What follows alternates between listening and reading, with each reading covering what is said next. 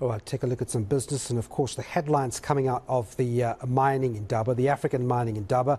The council representing the big mining companies say it's encouraged by talks it's having with Transnet on fixing the country's rail network. In its briefing at the Indaba today, the Minerals Council reiterating that it's lost 50 billion rand in opportunity costs due to rail and port constraints. But it says it is talking to Transnet. Rofhiwa Madzena is at the Mining Indaba. She joins me now.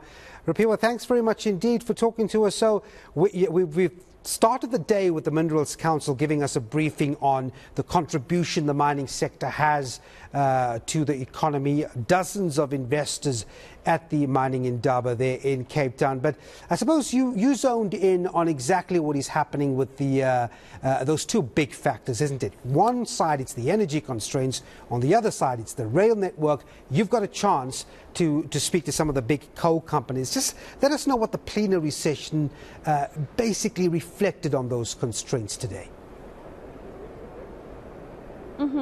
Indeed, Devin, and it was actually an unprecedented press briefing that was held by mining executives where the press could ask questions on critical matters in the industry. Like you say, the two big matters that they grapple with at the moment is energy security and, of course, infrastructure.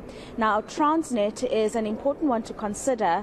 The Minerals Council even saying or likened it to the load shedding. We just don't see it because unlike load shedding, the lights don't just go off. The ships sit at the ports for weeks, even months on end.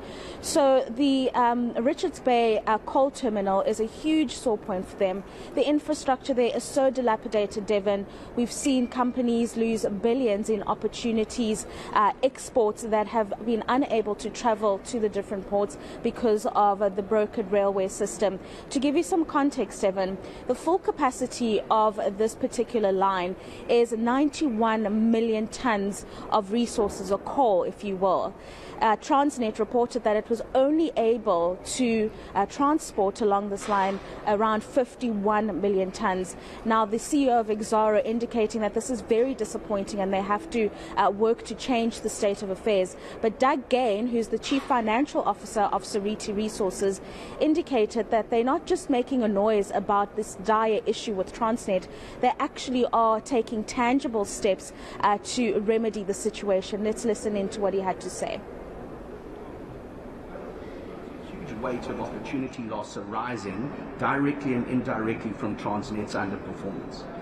So those are the facts. All right. The port, Richards Bay, is a world-class port. It has the ability to export 91 million tons of coal a year, to the extent that we can get 91 million tons of coal to port.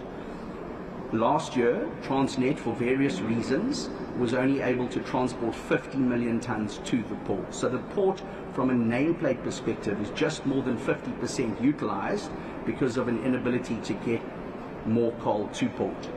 The industry is working constructively with Transnet and its leadership to try and find ways as quickly as possible to improve the situation.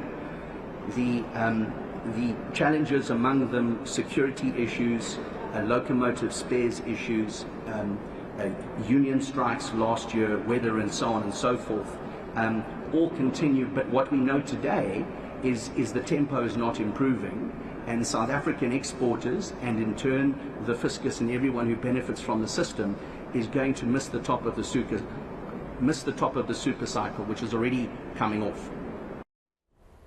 Yeah, Rofhiwa, but I mean, having said that from the Seriti CFO, I think there was also this tone, particularly this morning with the Minerals Council and the Exxaro CEO, who you'll reference in a moment, saying that, look, it's not just exaggerating, that there is some definitive move to sit down with Transnet, find each other and see what the mining firms can do to, as you said earlier, remedy the situation and play their part. And as I understand it, you'll tell us in a moment, that the Exxaro CEO took that line in her reflection of the problem as well.